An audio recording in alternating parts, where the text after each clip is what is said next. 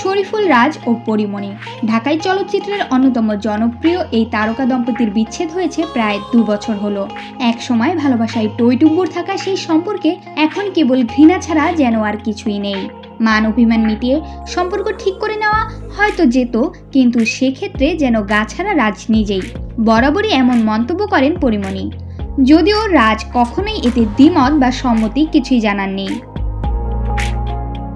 তবে বিচ্ছেদের 2 বছর পর নাকি এখন আবারও মুখোমুখি হচ্ছেন রাজ ও পরিমণি। এখনও অবশ্য রাজের প্রতি পরীর একই তিরস্কার। কিছু ব্যক্তিগত কাজে নাকি পরীর বাসায় গিয়ে হাজির হন রাজ। রান্নাবান্না খাওয়া দাওয়া করে নাকি বেশ অনেকক্ষণ ভালো সময়ও কাটে তাদের। গুঞ্জনের সত্যতা স্বীকার করে গণমাধ্যমের কাছে পরী জানান, এলে তো আর বের করে দিতে পারি না। এ সময় অনেক বিষয় নিয়েই গণমাধ্যমের সাথে কথা বলেন পরী। রাজ নাকি বাবার দায়িত্ব সঠিকভাবে পালন করেননি, এখনো করেন না।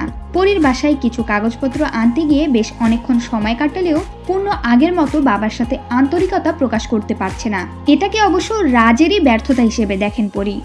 এক পর্যায়ে পরী এও বলেন, রাজ হয়তো সন্তানের মর্মই বোঝে না। এখনও রাজকে ঘৃণা করেন এমন মন্তব্য করার পরও তাকে সঠিকভাবে জীবনযাপন করার পরামর্শ দিয়েছেন প্রাক্তন স্ত্রী পরিমণি। তবে সেটাও ছেলে পূর্ণর জন্যই, কারণ সন্তানের বাবা হিসেবে তার কার্যকলাপের বিষয়টিও সন্তানের উপর পড়ে। তিনি এও বলেন, এমন কোনো কাজ যেন বাবা হিসেবে রাজ না করে যাতে বড় হয়ে সবার কাছে ছোট হয় সন্তান পূর্ণ।